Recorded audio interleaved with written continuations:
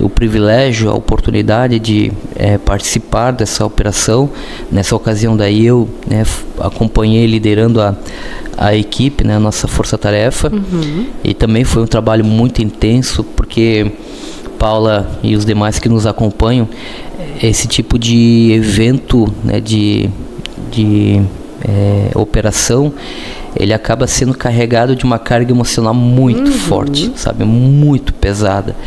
E talvez seja um dos maiores desafios que a equipe acaba enfrentando, especialmente quem está na condição de liderança, é esse componente da dimensão humana, porque pela técnica, você já vai muito preparado, você já está de certa forma adaptado com aquela rotina. A condição física, você já vem trabalhando, então não é um componente que acaba sendo altamente desafiador, mas o componente emocional, é uma questão muito subjetiva, do jeito que tu vai perceber, que tu vai receber aquilo e como tu vai trabalhar o emocional, porque é um ambiente de muita instabilidade, porque você encontra uma região nesse tipo de cenário em que a normalidade, o senso de normalidade, ele foi colapsado. A normalidade da vida das pessoas, a normalidade da própria dignidade humana, porque as pessoas perdem tudo aquilo que elas construíram uma vida toda.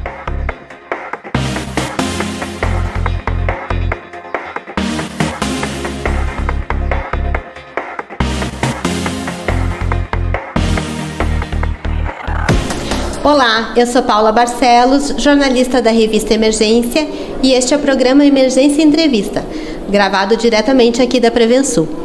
Hoje o nosso convidado é o bombeiro voluntário Edson Berri. O Edson é bombeiro voluntário há 23 anos. É graduado em Educação Física, é pós-graduado em Atendimento Pré-Hospitalar, é comandante dos Bombeiros Voluntários de Indaial, em Santa Catarina, comandou operações como os deslizamentos do Morro do Baú, em 2008, e os deslizamentos na região serrana, no Rio de Janeiro, em 2011. Comandou a Força-Tarefa dos Bombeiros Voluntários de Santa Catarina, nas enchentes do Rio Grande do Sul, em 2024. Foi responsável ainda pela operação de logística e suporte das equipes que trabalharam no terremoto do Haiti, em 2010, e na tragédia de Brumadinho, em 2019. Edson, muito bem-vindo ao programa Emergência Entrevista. Obrigado, Paula. Um prazer estar aqui com vocês, com toda a equipe da revista Emergência, com o público que nos assiste. A gente se sente muito honrado de participar desse bate-papo. Certo. Começa me contando, por que bombeiro voluntário? O que te chamou para ser bombeiro voluntário? Como é que foi essa história? Então, ser bombeiro voluntário, para qualquer um que acaba ingressando nesse mundo, nesse universo, acaba sendo carregado por algum propósito muito forte, Então, qualquer um que inicia nessa sua trajetória vem motivado por algum propósito muito forte, E eu, quando criança, tinha sempre o sentimento e a vontade de ser médico, então já estava no meu desejo trabalhar com essa área de atendimento às pessoas, de salvamento de certa forma, mas quis a vida me conduzir por esse destino do bombeiro, na nossa cidade lá em Indaial, Santa Catarina. O Corpo de Bombeiros Voluntário, esse modelo que é muito preponderante na região sul, em Santa Catarina, aqui no Rio Grande do Sul. Então, o Corpo de Bombeiros havia se instalado fazia pouco tempo, e eu tomei conhecimento disso, e eu ainda, no ano que isso aconteceu, eu ainda era muito jovem, eu ainda não tinha maioridade para isso, mas assim que eu atingi a maioridade, eu fiz a inscrição. Tinham muitos conhecidos meus que já eram bombeiros voluntários, e aí eu ia tomando conhecimento das histórias, das experiências, e aquilo foi me cativando cada vez mais. E na primeira oportunidade que eu tive, eu fiz o ingresso, fiz o curso de formação e desde então já se passam 23 anos, né? Desde que eu fiz a minha formação até o dia de hoje. Tu viu o nascimento, então, do Corpo de Bombeiros de Indaial? Eu acompanhei, assim, e entrei já na sequência, então, vamos dizer que quando eu entrei no Corpo de Bombeiros ainda era um bebê querendo, né, engatinhar, né? Então eu participei de toda essa trajetória, né, de construção, de fortalecimento, né? Então hoje nós somos uma unidade muito bem estruturada, com bastante apoio comunitário, né? Há um engajamento muito forte da comunidade, assim como é típico de todas as unidades de bombeiros voluntários nas cidades, em que acabam sendo amparados, né? Acabam sendo adotados, né, pela comunidade, que tem esse sentimento de participação, de pertencimento, e lá na nossa cidade não é diferente, né? Hoje nós somos uma unidade muito bem estruturada, muito bem equipada, graças a, né, a todo o envolvimento comunitário. Porque não tinha atendimento de bombeiro nenhum ali. Né? Nós estamos situados numa região que fica, uma cidade que é do lado de Blumenau. Blumenau, talvez a grande parte da audiência aqui da Revista Emergência conheça a cidade da Oktoberfest, e é uma cidade grande, né, uma das maiores cidades de Santa Catarina. Sim. E na nossa região só havia o Corpo de Bombeiros em Blumenau, porque ainda era preponderante naquela época esse modelo de metrópole, né? Então as unidades de bombeiros que existiam, que eram basicamente do Corpo de Bombeiros estatal, do Corpo de Bombeiros militar, estavam situados apenas em grandes cidades. Então as cidades do entorno eram, né, desprestigiadas, não havia uma presença de uma unidade de bombeiro. Então a gente iniciou o trabalho lá em Indaial, e aí na sequência as outras cidades vizinhas também começaram a criar as suas unidades de bombeiros, umas, né, por iniciativa do próprio governo do estado, mas tantas outras que foram, né, na sequência da nossa instalação. Mas já haviam, né, muitas cidades de Santa Catarina com esse modelo de bombeiro voluntário, até porque é um modelo mais do que centenário, né? Começou na cidade de Joinville. Isso. Só que, né, ainda naquela época era muito mais preponderante na região norte, ali do entorno de Joinville, e algumas cidades do oeste catarinense. Então a nossa região ali do Vale do Itajaí, que é a nossa, então não haviam tantas unidades de bombeiros voluntários. Mas vai se disseminando. Vai se disseminando, graças a Deus. E conta um pouquinho pra gente, tu comandou os bombeiros voluntários na tragédia de Santa Catarina, né, na tragédia do Rio Grande do Sul. Como é que foi isso? Que desafios vocês tiveram? Tu já tinha enfrentado algo parecido? Santa Catarina também tem tragédias, mas, né, Rio Grande do Sul foi emblemático, né? Então, nós iniciamos em Indaial, na nossa unidade, um trabalho com a estruturação de uma equipe de força-tarefa, Paula, denominada Unidade Arcanjo, esse é o nome da equipe, que a gente começou esse trabalho dessa equipe justamente com o propósito de atuar nas situações como foi o caso do Baú, como foi o caso do Rio Grande do Sul, né, da região serrana do Rio de Janeiro, que são essas emergências com uma dimensão maior, entre elas, né, questões de desastres naturais, mas qualquer tipo de desastre, né, seja de natureza tecnológica, mas o objetivo dessa equipe era se preparar tecnicamente, operacionalmente, né, fisicamente, emocionalmente para a atuação nesse tipo de evento. Com toda a preparação logística, né? E isso a gente começou lá em 2004, essa preparação. Isso em Indaial. Isso em Indaial. E uma coisa que nos marcou muito foi que no ano de 2008, final de 2007 para o início de 2008, dentro dessa nossa preparação, do treinamento dessa equipe, a gente utilizou para fazer uma uma análise assim, como pegar uma situação real e fazer um estudo de caso, que foi uma enxurrada que aconteceu em Blumenau no ano de 92, que acabou afetando muito, né, uma região de Blumenau, com deslizamentos, com soterramento de casas.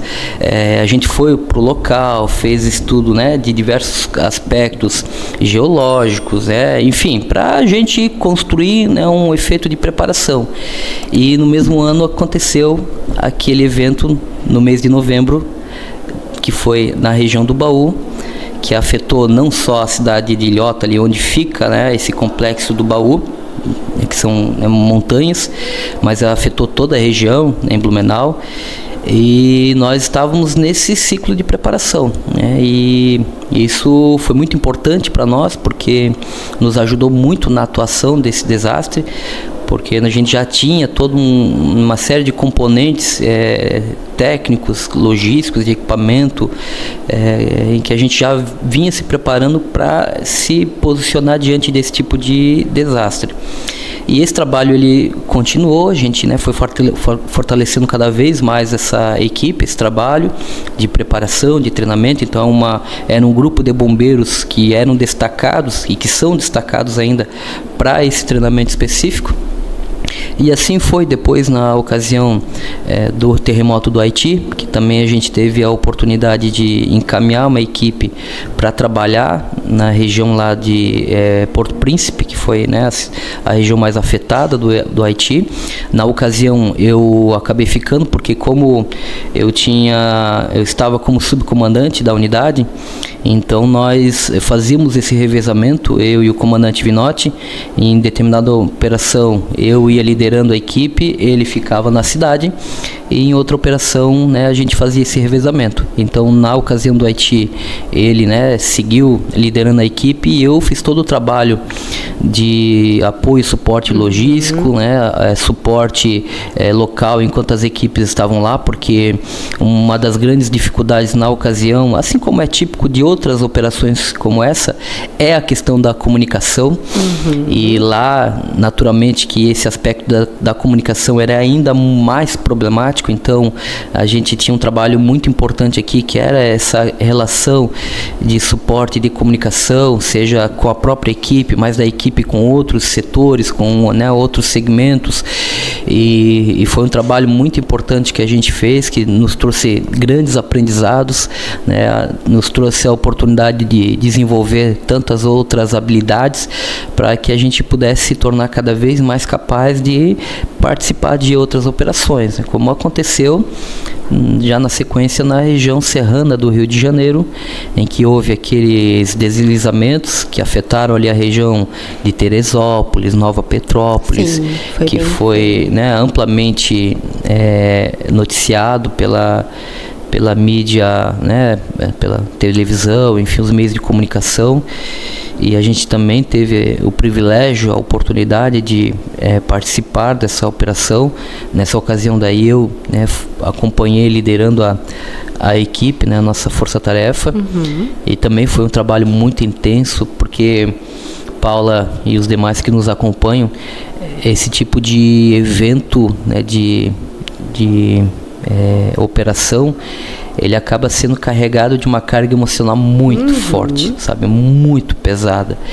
E talvez seja um dos maiores desafios que a equipe acaba enfrentando, especialmente quem está na condição de liderança, é esse componente da dimensão humana, né? Porque a técnica pela técnica, você já vai muito preparado, você já está de certa forma adaptado com aquela rotina.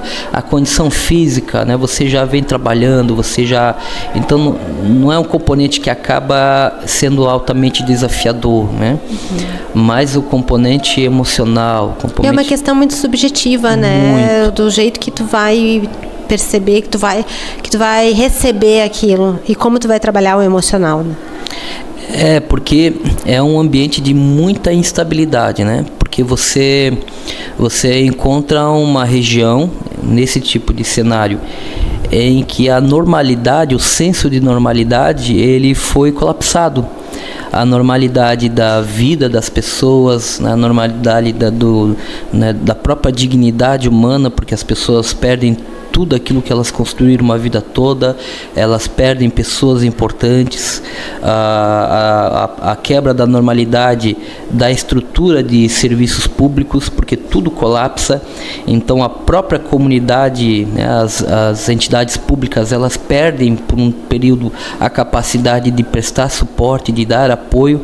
Então você literalmente encontra um cenário de colapso total naquele senso de normalidade.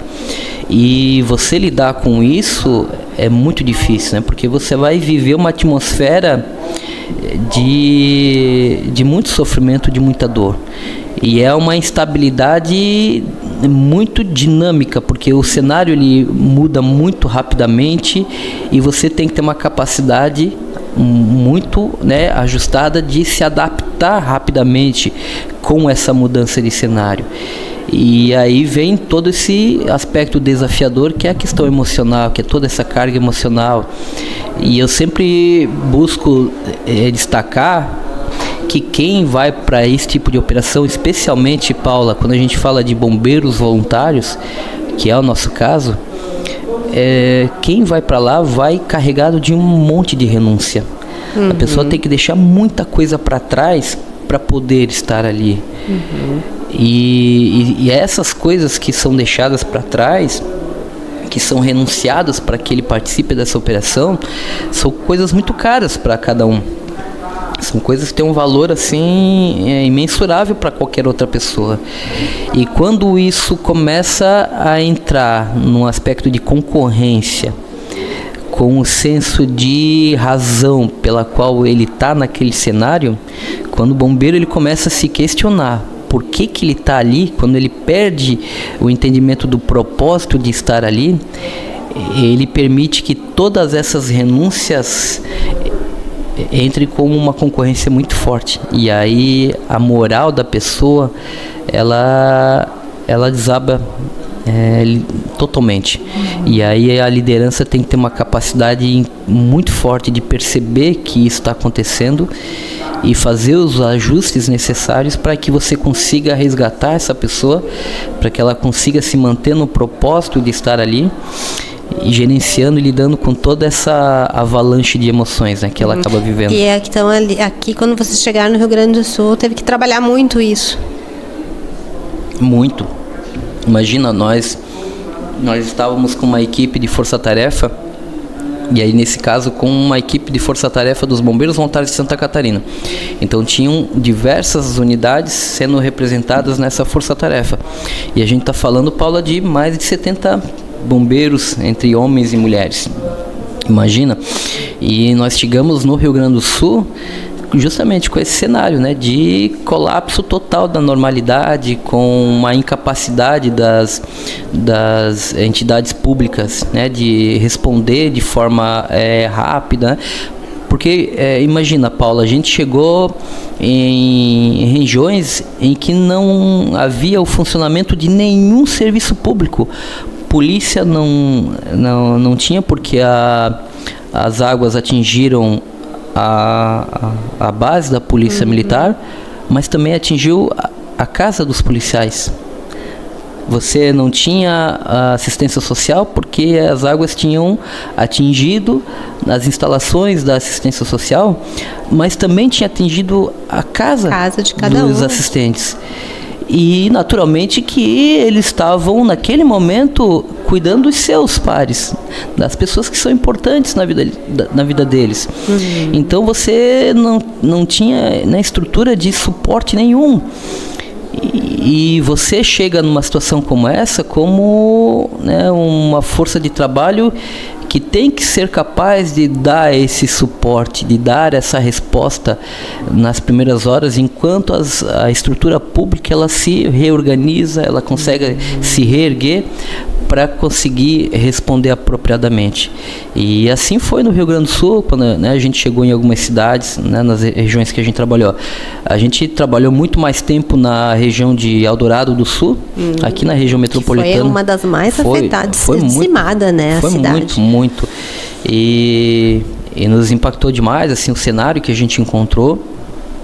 E graças a Deus a gente teve a possibilidade de permanecer durante dias na cidade. Nós tivemos um apoio assim incrível do Aeroclube de Eldorado do Sul, que nos viabilizou uma base de operações segura. Então toda a nossa base foi pautada e fixada no Aeroclube lá de Eldorado do Sul, e dali a gente pôde dar suporte tanto nas operações de resgate, né, de suporte para as pessoas nas áreas alagadas, nas áreas de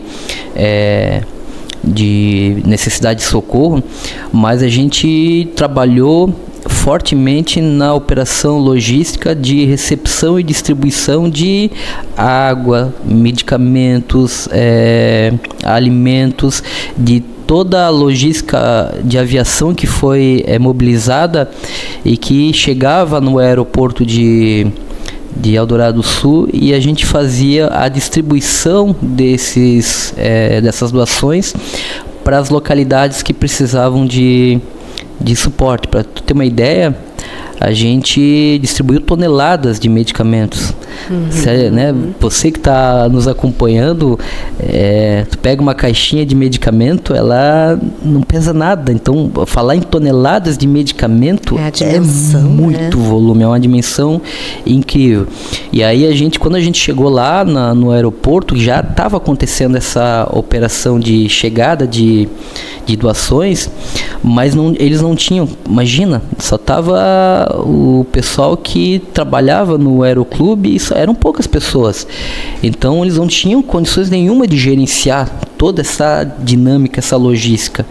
E nós demos esse suporte, né? A gente chegou lá, tinha um volume gigante de medicamentos, de alimento, de roupa, só que tudo num volume único, porque, né, houve uma mobilização muito grande da aviação nacional, né, os empresários foram colocando, né, aeronaves para ajudar nesse suporte, então vinha muita doação por via aérea.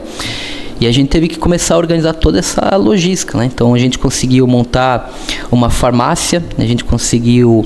Mas atender também. Atender não, também, era operacional e logística. Foi uma operação, sim, de uma complexidade incrível, porque ao mesmo tempo que a gente trabalhou na organização dessa logística de doações, né, de recepção, né, e destinação, nós tínhamos toda uma frente de trabalho nas áreas alagadas, de resgate, de remoção, sim, de pessoas. E nós tínhamos uma equipe médica, que a gente foi com 2 médicos na nossa equipe, e conseguimos rapidamente organizar uma farmácia improvisada dentro do aeroporto, e aos poucos a gente foi conseguindo atrair farmacêuticos voluntários para trabalhar, porque imagina, tem que ter expertise, né, de separar. A nossa responsabilidade era muito grande. Imagina, eu tinha um volume gigante de medicamento, muitos medicamentos controlados, sim, medicamentos que precisavam de um cuidado, como é o caso da insulina, que precisa ser refrigerada. E aí tinha toda aquela preocupação do destino apropriado desses medicamentos, até, né? Porque não dá para desperdiçar, né? Não, imagina, tu tem uma pessoa que depende de um medicamento diário para pressão, sabe? Como é que tu vai ter um volume gigante ali de medicamento à disposição e essa pessoa não está recebendo? Então nós tínhamos muito essa preocupação. E aí fizemos essa organização de montar uma farmácia improvisada, uma sala lá do Aeroclube, que cedeu essa sala para nós. E aí inicialmente os médicos que estavam lá com a gente iniciaram essa organização, mas aí a gente foi atraindo farmacêuticos voluntários. Em pouco tempo a gente estava com 10 farmacêuticos que se apresentaram e aí, né, ajudaram em todo esse trabalho de separação, né, de controle, como uma farmácia. E aí a gente, com a ajuda da aviação, a gente começou a acessar comunidades que não estavam sendo assistidas até então pela dificuldade de acesso terrestre. E aí, como a gente tinha suporte de aviação com diversos helicópteros, a gente fez um mapeamento dessas localidades, ia o médico, né, a equipe médica, um conjunto de medicamentos, uma enfermeira que a gente também tinha, e aí o médico passava o dia inteiro atendendo aquela comunidade, fazendo atendimento presencial, fazendo prescrição médica, medicando, e nós fizemos assim mais de 4.000 atendimentos no período que a gente sabe. Cara, é muito atendimento. O médico passava, nós estávamos inicialmente com 2 médicos, depois chegaram mais 2. Mais 2, 4 médicos. Então, aí a gente ia fazendo diariamente esse atendimento nas localidades que não tinham essa assistência, não tinham acesso, com a ajuda das aeronaves, com a ajuda dessa equipe médica, com a ajuda da equipe, né, da farmácia. Então, diariamente essas pessoas começaram a ter esse Vocês atendimento. Ficaram aqui quanto tempo? Em Eldorado Sul a gente ficou 14 dias. 14 dias. E depois ficaram em Eldorado, foram para outras localidades ou ficou ali? Nós começamos lá na região de Três Barras, eu acho que é. Acho que é Três Barras.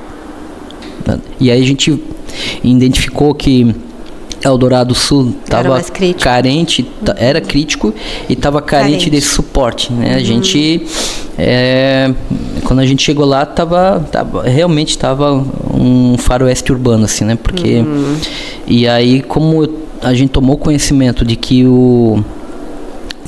o aeroclube ele estava numa região que não tinha sido atingido pela água, estrategicamente para qualquer tipo de operação, um aeroporto é muito estratégico. Verdade. E aí, quando a gente tomou conhecimento, a gente para lá que a gente vai. Então a gente fez o contato prévio com a equipe do aeroclube.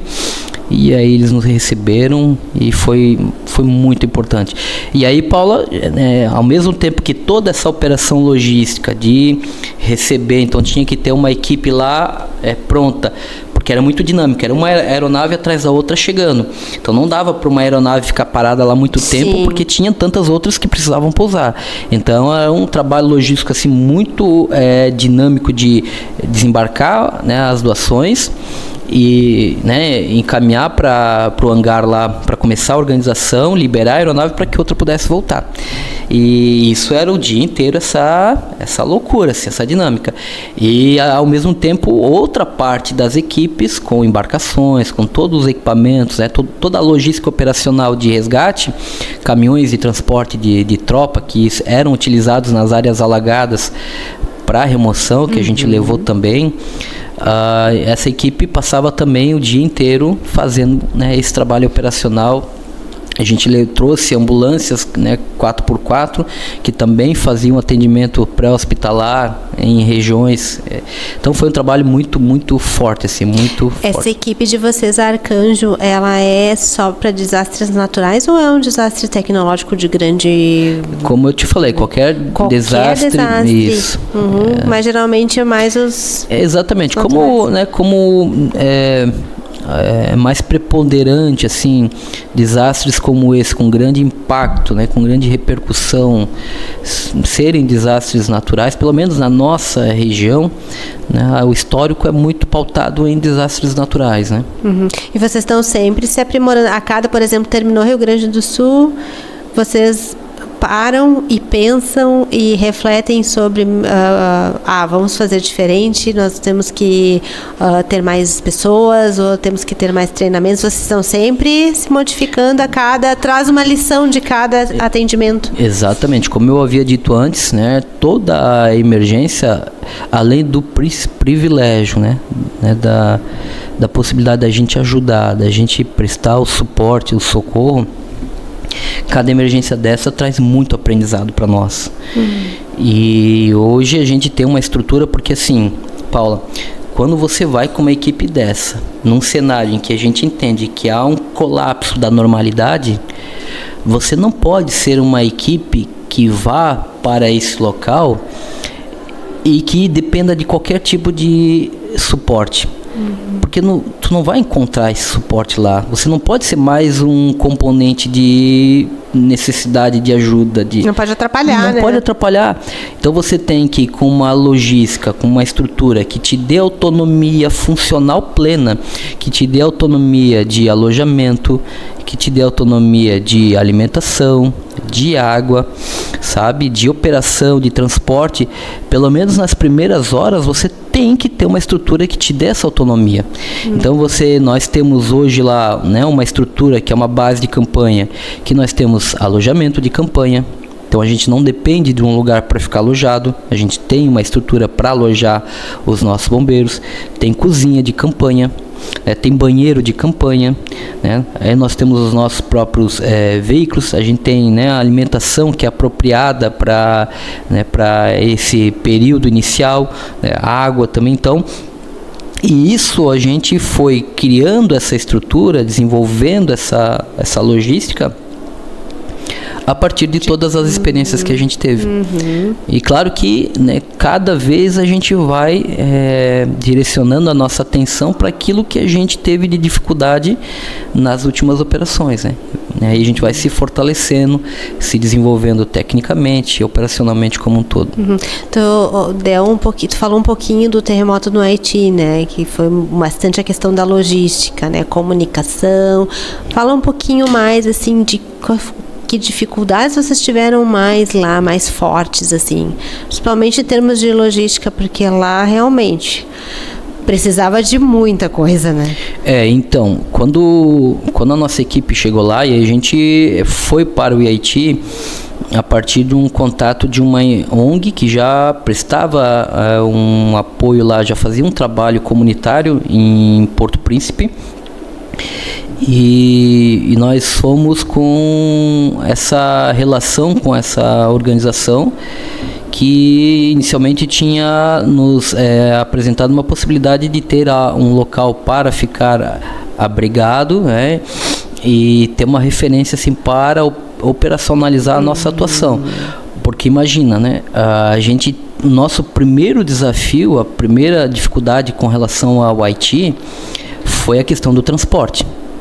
Né? O transporte tanto para ir quanto a questão de transporte no local. Então, para você ter uma ideia, todos os nossos bombeiros que participaram da operação do Haiti pagaram a sua passagem com dinheiro do bolso, sabe? Então todos eles financiaram a sua própria viagem para o Haiti. Só que aí você tinha um outro componente que, como eram viagens de aviação comercial, a gente até na ocasião tentou algum apoio, né, com aeronaves do governo que estavam indo, mas na ocasião a gente não teve essa condição para voltar assim. Daí a gente teve esse suporte, né, a volta foi com, né, uma aeronave da FAB que fazia esse translado quase que diariamente. Então eles voltaram com a aviação, com o avião da FAB, da Força Aérea Brasileira, mas para ir foi com a aviação comercial. E aí você tinha o problema do peso também, né? Que aí não dava para levar tudo aquilo que era necessário. Então foi suprimido muita coisa que seria importante também para atuar lá. E então esse foi um dos primeiros... E que não tinha lá, né? Exatamente. Então esse foi um dos primeiros desafios, essa questão da logística de transporte, né? De quais equipamentos seriam possíveis levar no primeiro momento.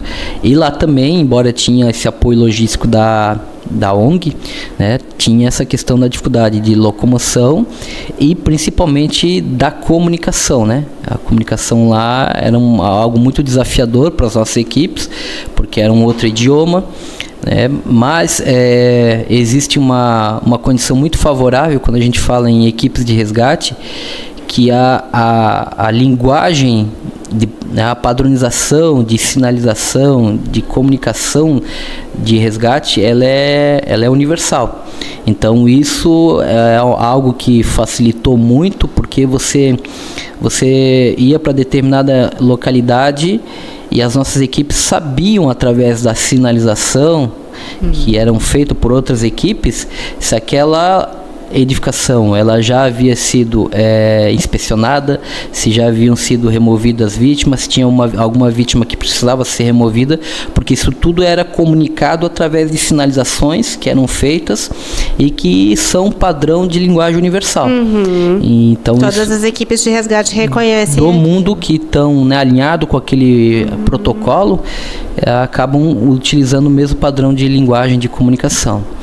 E assim, né, o componente cultural também foi muito desafiador, porque você tinha que aprender rapidamente, se adaptar rapidamente com questões culturais, né, de comportamento, né, e isso também foi muito desafiador. E tem todo aquele aspecto, né, do colapso, né, total que teve na ocasião, a questão de violência, né, que foi uma coisa que a gente também encontrou aqui no Rio Grande do Sul, nessa questão da violência, né, que infelizmente acaba, né, tomando conta muitas vezes desse tipo de cenário, mas lá em Porto Príncipe era algo que era bem preocupante, assim, que era bem problemático, porque existiam localidades que não era possível assim transitar com tanta segurança e você não tinha tanto suporte, né, das forças de segurança da ocasião, né, do local. Então também foi bem desafiador isso. Certo. E com tantas ocorrências na tua trajetória profissional, tem algumas que te marcaram, que te deixaram marcas, com certeza, né? Pode contar pra gente. Olha, falando em grandes desastres assim, eu diria que eu colocaria 2 episódios assim que para mim foram muito marcantes, que foi a tragédia do Rio de Janeiro, lá da região serrana, em que eu tive a responsabilidade de liderar uma equipe e ali eu trouxe grandes aprendizados dessa experiência, porque a gente, quando está diante de um cenário como esse, né, nessa responsabilidade, a gente acaba tendo muitos acertos, a gente acaba tendo sucesso, mas naturalmente que a gente acaba falhando e o fracasso faz parte desse contexto e a gente tem que ir para esse tipo de missão já admitindo que o fracasso faz parte do dia a dia. Saber lidar com ele, né? A gente tem que saber lidar e eu trouxe grandes aprendizados assim por conta dos fracassos que a gente acabou tendo, das experiências exitosas que a gente teve. E isso me marcou muito, assim, porque foi, né, uma oportunidade de desenvolvimento profissional, do ponto de vista pessoal, desenvolvimento humano, né, que a gente teve, né, porque a gente acaba lidando com muita situação que não faz parte do nosso dia a dia e que as outras pessoas não têm a oportunidade de viver isso plenamente. Né, nessa experiência tão intensa que é estar lá, né, diante daquele cenário. Então foi uma experiência assim, muito forte na minha vida, e eu diria que a do Rio Grande do Sul foi outra que me marcou demais, assim, porque ali eu já vinha, por conta de toda essa trajetória, de todo esse desenvolvimento profissional, né, desse desenvolvimento enquanto pessoa, né. Foi algo assim muito marcante, porque a gente encontrou muito mais discernimento, né? muito mais capacidade de liderar, de conduzir os desafios, de influenciar as equipes, né? De exercer a liderança que era a nossa obrigação naquele momento. Então foi uma experiência muito exitosa. A gente teve falhas, naturalmente que sim, a gente teve fracassos, que faz parte, mas numa balança foi uma operação assim muito exitosa, sabe? Muito em função, né, de toda a equipe que a gente teve à disposição, toda a logística que foi colocada à disposição por cada unidade que disponibilizou pessoas, equipamentos, por todo o suporte, né, o apoio que a gente recebeu das pessoas aqui do Rio Grande do Sul, das organizações públicas, né, das organizações da iniciativa privada, né, da sociedade civil, muito em função também da nossa capacidade de entender a dinâmica dessa liderança, pautada em tudo aquilo que a gente aprendeu, tudo aquilo que a gente experienciou. Então, foi muito marcante na minha vida, assim, enquanto profissional, e vou levar certamente para o resto da minha vida com muito orgulho mesmo de ter participado, né, de tudo isso, de ter recebido o privilégio de liderar essa equipe de homens e mulheres de várias cidades de Santa Catarina que fizeram essa composição da nossa força-tarefa e que foram responsáveis por atender milhares e milhares de pessoas durante os dias que a gente teve lá. Certo. E tu assumiste agora em Indaial, né? Foi em abril? Isso. Comandante, né? Isso. De Indaial. Tu tem em mente o que para o bombeiro voluntário de Indaial? E também, né, para fortalecer o bombeiro de Santa Catarina. Você tem a Bivesc lá, isso, né? Que é muito forte também. Isso. Então, eu já estava participando, né, de certa forma, do comando da cidade de Indaial já há muitos anos com o comandante Vinotti. Então eu estava como subcomandante dele já há 20 anos. Então a gente teve uma história assim, muito bonita assim, durante todos esses anos. A gente certamente foi a equipe de comando, assim, falando em comandante e subcomandante, com maior longevidade. A gente não encontra em outra unidade alguém, uma unidade de bombeiro que tivesse uma equipe de comando com tanto tempo. A gente sempre brincava que era um casamento, né? Um casamento que a gente foi aprendendo, né, com o passar do tempo a se conhecer, a entender, né, como cada um, né, pensava, né, como cada um lidava, né, com as situações do dia a dia. E durante todos esses anos eu, né, ajudei o comandante Vinotti a tomar as decisões difíceis que são inerentes da função de qualquer comandante de qualquer unidade, né? E durante todos esses anos, muito em função da forma com que ele tratava o meu posicionamento enquanto subcomandante, eu tive a oportunidade de aprender muito, né? Fui tendo esse privilégio de desenvolver esse posicionamento, né, enquanto comando, né, participando das operações, participando das decisões, e isso foi me credenciando para estar hoje assumindo essa responsabilidade gigante que é dar continuidade no trabalho que foi feito pelo comandante Vinotti durante todos esses anos, né?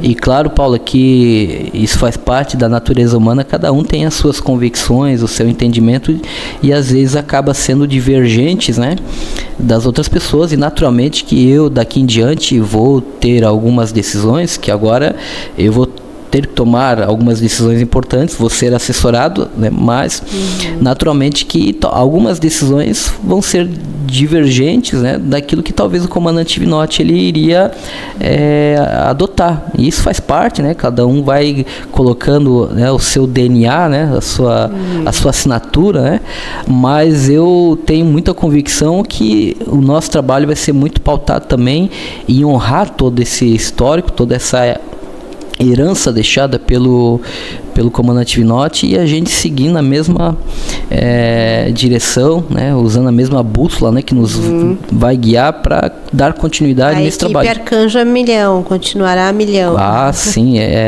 foi um trabalho idealizado pelo comandante Vinotti, né, inclusive, então a gente tem a missão, a responsabilidade de dar seguimento nisso, fortalecer cada vez mais a unidade Arcanjo, e de certa forma contagiar outras unidades, outras regiões, para que, né, tenham equipes especializadas nisso, né? Porque ela é bem importante. Muito, muito importante. Muito. Certo. Quem te inspira? Quem é a tua inspiração? Tu falaste um pouquinho de como tu começou no bombeiro, mas quem te inspira a continuar também?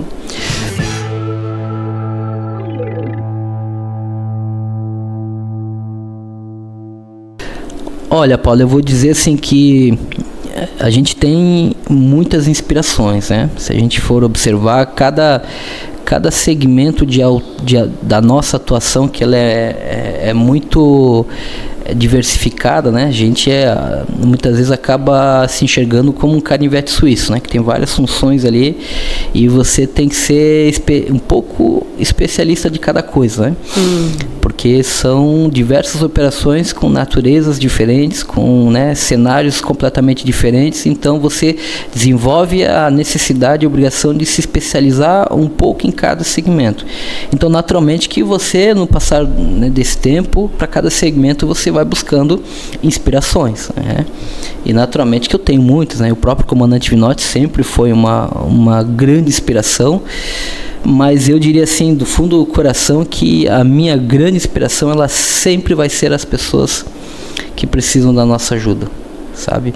Quando a gente entende que a razão da nossa existência, do nosso trabalho, é estar presente quando as pessoas mais precisam de ajuda, quando elas estão no momento mais difícil da vida delas, né? E esse entendimento eu tenho, que às vezes você vai estar participando do momento mais importante da vida daquela pessoa, sem ter nenhum tipo de vínculo com ela, nenhum tipo de relação afetiva, mas você vai estar presente talvez no momento mais importante da vida dela, que às vezes vai determinar se ela vai voltar para casa, continuar convivendo com quem é importante na vida dela ou não. Então eu diria para ti que a minha inspiração, ela tá ali, sabe? Ela reside justamente nas pessoas que a gente ajuda, nas pessoas que dependem do nosso trabalho. Certo. Quer deixar um recado para os bombeiros voluntários de todo o Brasil, principalmente do Sul, né? Que a gente deveria ter mais bombeiros voluntários também. Acho que é uma atividade bem interessante, né? Um complemento com forças militares, né? Então... a gente vive hoje um cenário muito favorável no sul do Brasil, especialmente Santa Catarina e no Rio Grande do Sul.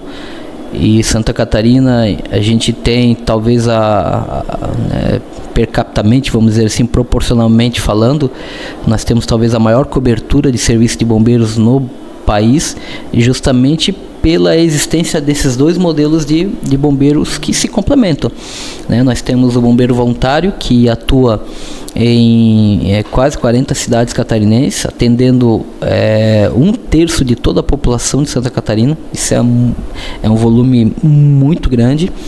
E temos, né, os bombeiros estatais, que são os bombeiros militares, que também acabam atuando em tantas outras cidades de Santa Catarina. E ainda a gente tem cidades do estado que não são atendidas por nenhuma unidade de bombeiro.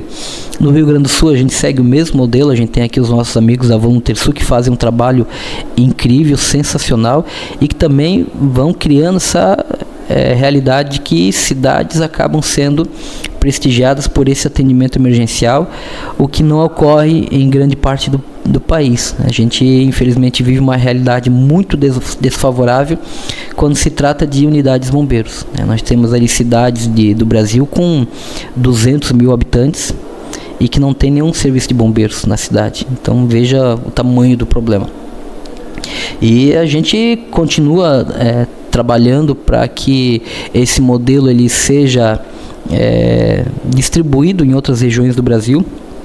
A gente sabe que é um aspecto muito desafiador, Paula, porque a gente acaba tendo uma restrição muito forte com a questão da legalidade, né? Porque em alguns estados, né, existe uma dificuldade muito grande quanto à legalidade para a implantação dessas unidades, uma questão cultural também, né, que acaba pegando muito forte. Mas eu acredito que conforme esse nosso exemplo do sul do Brasil, né, conforme o modelo que a gente tem aqui, que é exemplar e que acaba servindo de inspiração para outras regiões do Brasil, eu não tenho dúvida que pouco a pouco outras comunidades vão, né, aderindo, né, autoridades públicas vão entendendo que é uma solução que pode ser utilizada e que aos poucos isso vai se espalhando pelo Brasil, prestigiando cada vez mais as comunidades que precisam desse atendimento, que precisam dessa atenção no momento mais difícil da vida delas. E queria deixar, né, um abraço especial para todos os bombeiros voluntários de Santa Catarina, que compõem ali a rede da BVESC, que é a nossa associação dos bombeiros voluntários de Santa Catarina, que fazem um trabalho incrível, exemplar, inspirador. E o nosso pessoal aqui, os nossos irmãos da Voluntersul, que a gente, tem um carinho enorme por eles. Eu tive o privilégio agora de voltar aqui no Rio Grande do Sul, encontrar amigos que a gente fez também na época que a gente trabalhou aqui, liderados ali pelo comandante Anderson. Então transmito um abraço aqui para o comandante Anderson também, e que continuem, seguindo nessa trajetória, inspirando outras cidades, comunidades, do Rio Grande do Sul, de outras regiões do Brasil, para que acabem aderindo a esse modelo e para fazer esse atendimento super importante, que é cuidar das pessoas, A gente cuida, das pessoas, cuida das pessoas que são importantes na vida de outras pessoas, e isso tem uma dimensão que às vezes a gente não consegue entender. Então, agradecer demais pela oportunidade de estar aqui conversando com você, com toda a audiência da Revista Emergência. E, se quiserem conhecer um pouco mais do trabalho lá de Indaial, com certeza. A gente, você que está nos acompanhando, digita lá nas nossas redes sociais, bvsc.indaial, que é a nossa rede social. Então vai conhecer um pouco mais do nosso trabalho lá. E convido também a Revista Emergência, quando estiver passando lá por Santa Catarina, dar uma paradinha lá e conhecer pessoalmente lá o nosso trabalho. Com certeza, Santa Catarina é um estado muito querido, muito bonito também. E eu te agradeço muito pela entrevista, certo? Muito obrigado pela oportunidade, pelo convite. E essa é a Emergência Entrevista de hoje, diretamente da Prevensul. A gente conversou com Edson Berri, um bombeiro voluntário que contou muito da sua história, com a equipe Arcanjo, que fez grandes atendimentos aqui dentro do Brasil e fora do Brasil. A gente se vê no próximo programa Emergência Entrevista.